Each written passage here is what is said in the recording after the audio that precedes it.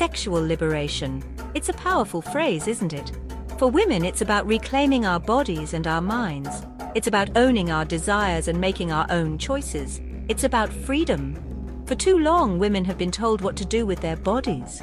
We've been told who to love, when to love, and how to love. Our sexuality has been controlled by men, by society, by outdated norms. But no more. Sexual liberation is about breaking free from these chains. It's about discarding centuries of oppression and embracing our full potential as sexual beings. It's about saying yes to ourselves and to the experiences that bring us joy. This is a revolution that belongs to all women. It's a journey of self-discovery, of empowerment, and of love. It's time to rewrite the rules and create a world where women are free to be their authentic selves.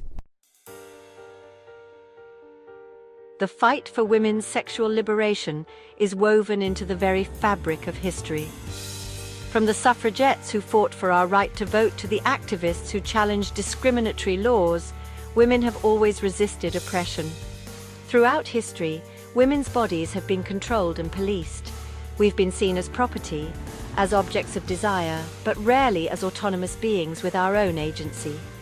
Our sexuality has been used against us, controlled by patriarchal structures that sought to limit our freedom and dictate our roles in society.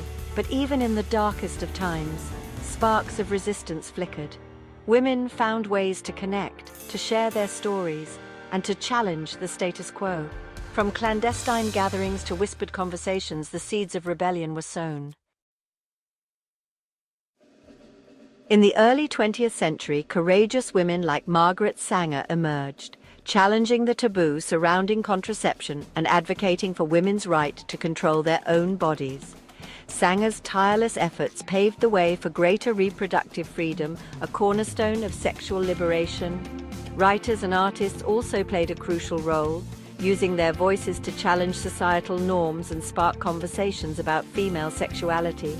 Authors like Virginia Woolf and Simone de Beauvoir explored themes of female desire and agency, inspiring a generation of women to question the limitations imposed upon them. These early pioneers faced immense backlash and opposition. They were ridiculed, imprisoned, and silenced for daring to challenge the prevailing patriarchal order. But their bravery and unwavering commitment to equality laid the groundwork for the revolutionary changes that were to come. Section 4. From Whispers to a Roar, the unstoppable tide of second-wave feminism.